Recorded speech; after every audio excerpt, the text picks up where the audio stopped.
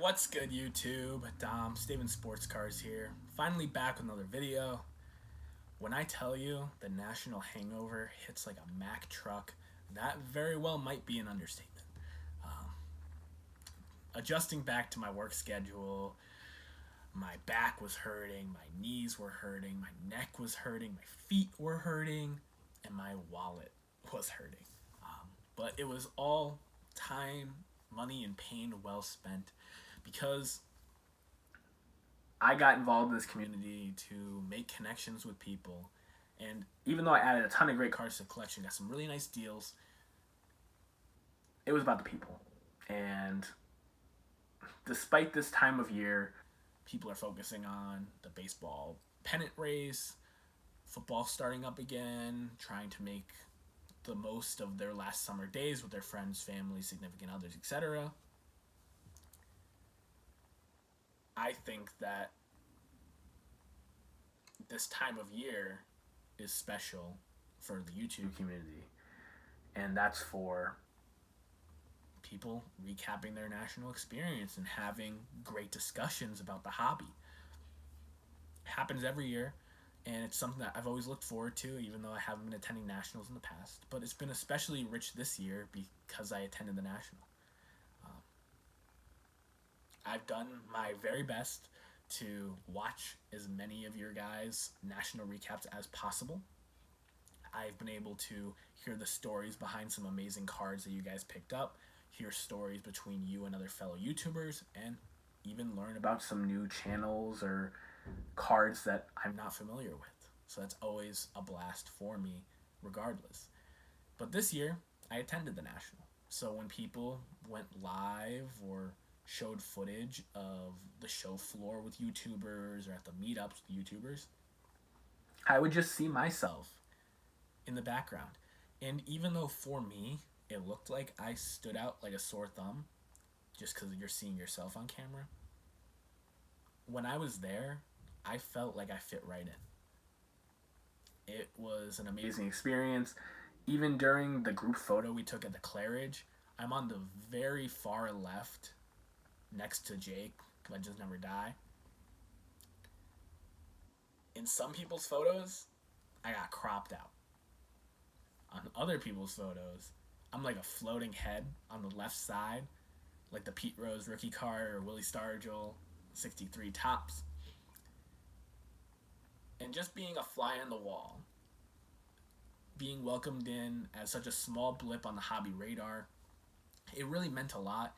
And I've loved just seeing these videos and living through the show from everyone else's perspectives, because I know that I had a blast, but I didn't even get to hear and see everything while I was there with you guys. Before I get into the cards I'm going to show off today, I haven't been picking up anything. Really, I've been focused in on a few cards that I didn't get at the National. But I'm trying to be a little responsible with my spending right now because it was an expensive trip. I want to say some thank yous. And it's because during these national card videos and recaps, a few YouTubers name dropped and shouted me out on the channel. And going into the show, I had 46 subscribers. Very proud of those 46. I appreciate you guys that were there before these YouTubers shouted me out. And now my subscriber count is at 111.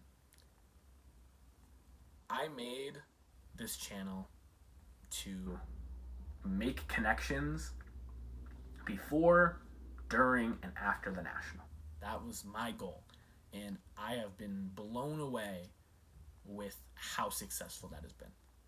It has been awesome talking to you guys at the National. Some of you that had never heard of my channel, introducing myself. Some of you that had talked to me through the comments and meeting me in person for the first time. And then all the new channels and subscribers that have came to me because of your guys' shoutouts. Starting off at the Claridge, I meet Frank M. TTM. Really awesome guy. And we're just talking on the beautiful rooftop bar there with Picker Jim S. Just a couple good guys, Sox fans. Talking baseball, talking cards he picked up, and Frank just whips out his phone. And not because he wants to film the entire meet and greet for one of his videos. He takes out his camera, and the video that he posted was literally just to shout out my channel and Adam Vintage Sanctuary's channel, two of the new vintage channels on the block. And that was just so nice of him.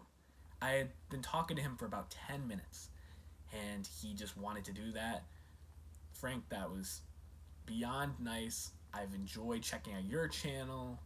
I've been commenting with you on some of my videos that you've checked out. Thank you, Frank. Really enjoyed getting to know you, and I'm hoping that you will continue to interact on the channel because you're a great guy. Go Sox.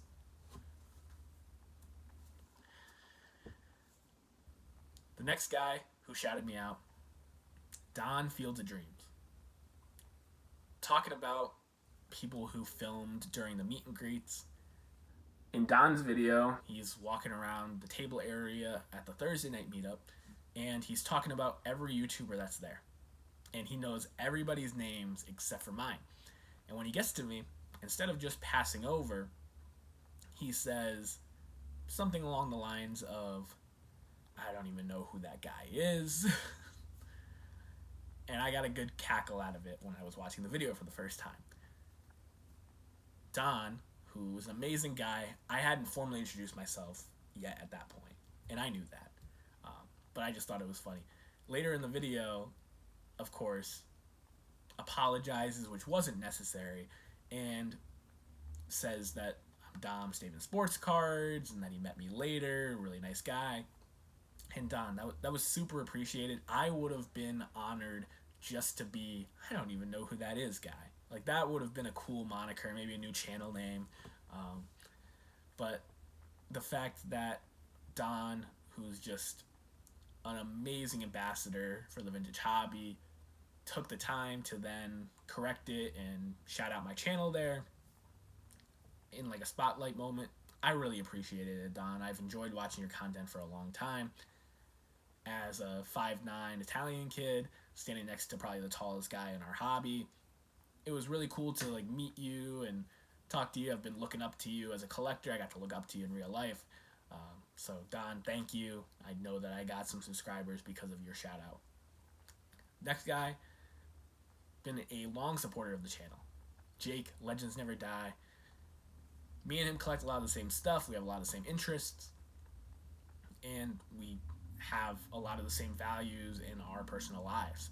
And Jake and I just kind of hit it off in the comments immediately through him telling me to check out some of his old videos and me commenting back and forth with him on mine.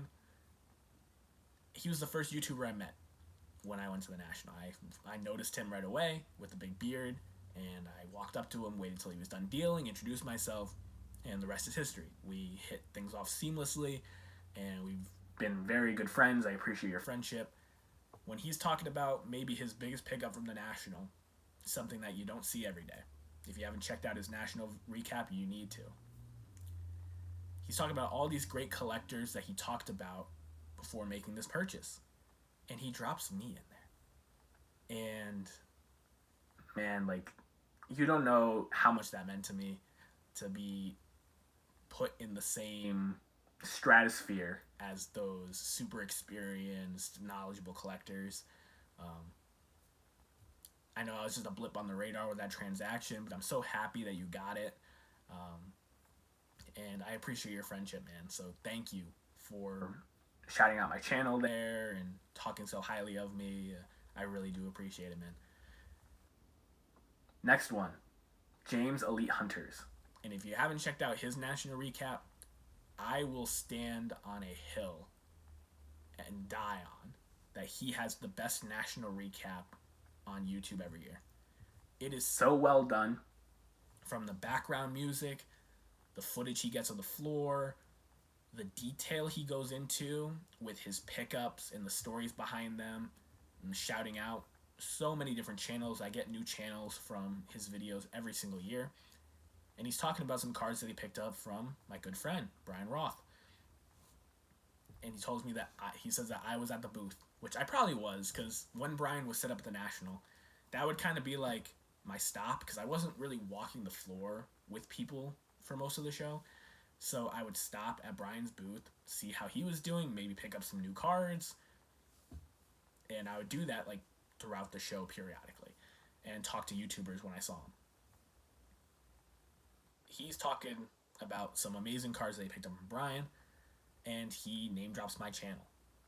James is an amazing collector. I've enjoyed watching his live hangouts for quite a while now, and he'll have collectors on and talk about like really great detailed topics and do would you rathers and things that really make the hobby feel fresh, despite these players' statistics and cards not having changed for a long time. So, James, really appreciate you name dropping me there, and I'm definitely sure that with how great your video was, that I got some subscribers because of it.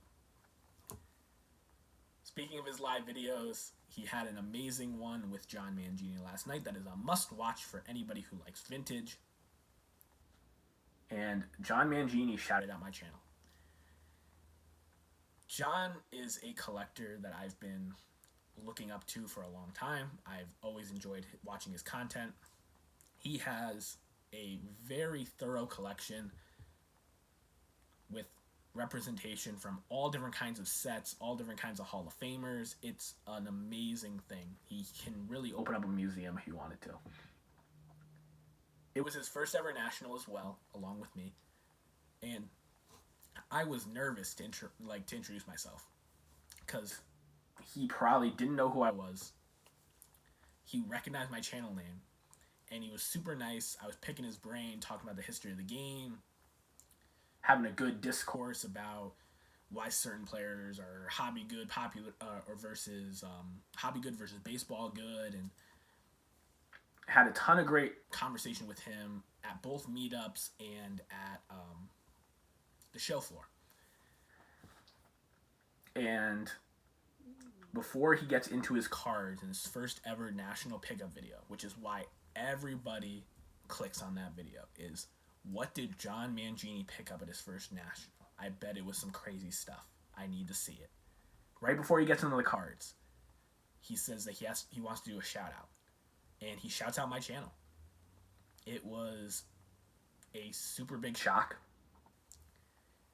and I was blown away. Not just by him like doing that for me, but by the response from it, because he has a very big following, very deservingly so. He has an amazing collection, and if you're not subscribed to him, you should be. He shouts me out, and my subscribers went from 50 something to over 100 in 2 days. It was the biggest jump that I had, and I'm very appreciative for it. I hope those of you that came over through these YouTuber shoutouts enjoy the content that I put out so far, and I hope that you're looking forward to similar content coming soon. And I really just hope that you guys interact. I mean, I'm here to make connections. I've made some really great connections through YouTube and at the National, and I'm really looking forward to the future connections and conversations that I'll have in this hobby. Cards I wanted to show off today. I told you when I picked up that Tony Oliva Topps Giant that I now have all the Hall of Famers in the 1964 Topps Giant set. So, wanted to just do a quick overview of them, wrap up this video. Appreciate you guys that made it this far. Let's get into it. So I know Joe Torre is a Hall of Fame manager, but he was a hell of a player with the Braves and Cardinals.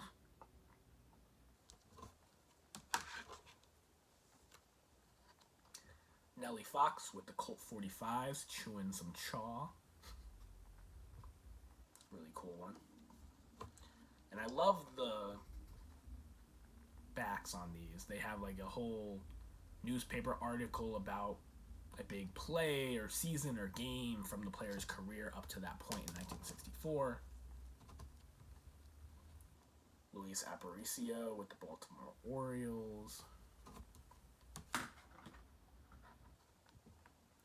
Jim Bunning with the Phillies. Talks about his perfect game he hauled on Father's Day.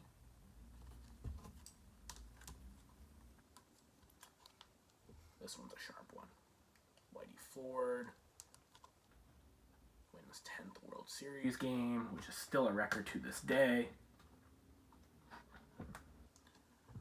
Warren Spahn talks about his 350th win on the back, which I think at the time was the lefty record. Here's the Tony Oliva. In this, I've talked about, is a sneaky card because his 63 is a floating head. His 64 is a dual player card. This is his first solo card from Topps. I think it's a sneaky one. I would love to get one signed by Tonio. He's not getting any younger, but that's an amazing card of him. Another guy's getting up there in age, Orlando Cepeda. I've seen guys that collect this whole set signed, and these cards, much like the Perez Steels, they're like the perfect size and great imagery to get signed. So I definitely want to get a signed 64 Giant in my collection at some point. Juan Marichal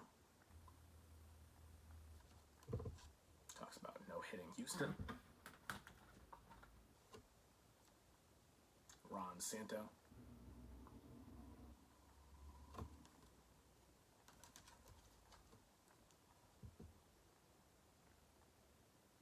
Billy Williams talks about him winning Rookie of the Year.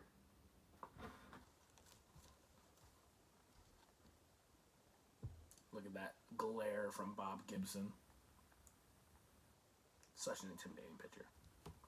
The photography on these is great. Harmon Killebrew there with a couple bats, getting ready to slug one over the fence.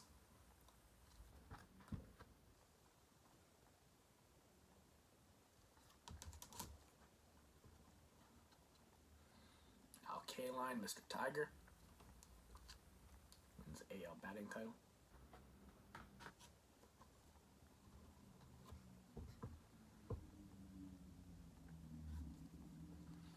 The back says Robinson cracks another grand slammer, but I love the image on the back there showing the human vacuum cleaner in action.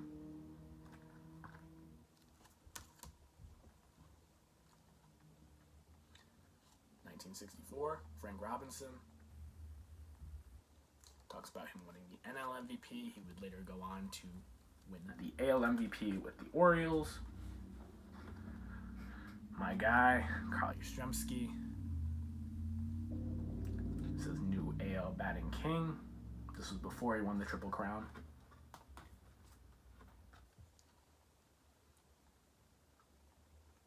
Amazing picture of Hank Aaron. Wins NL batting title. Willie Mays, who's a short print in the set, talks about him slamming 4 homers on the back. Can't go wrong with playing days Willie Mays, people. Probably the toughest card in the set. Another short print. Sandy Koufax. Look at that mean look. Very similar to the one on his 65 Topps card. And it says he hurls third no-hitter. He was dominant. Shout out Rue Dog and Lou Rock TV. And John Mangini, obviously. Roberto Clemente leads the NL in hitting. He does not have a bad-looking card. I will say that. The other player from that era that does not have a bad-looking card, Mickey Charles Mantle. One of the most affordable playing days mantles you can get. Beautiful image of him smiling there. And talks about him smashing his 15th World Series homer. So I'm glad that I finally got to document and show those off. There's a few other players that are in that set that might make the Hall of Fame someday. If so, I'll expand the search again. For those of you that stuck by this far, I really appreciate it. I hope you enjoyed the cards. I hope you enjoyed the thank yous and the stories. Till next time, keep collecting, and I hope you guys enjoy the hobby. No matter what happens on the investor side, us collectors are in for the long haul. Have a good one. Peace.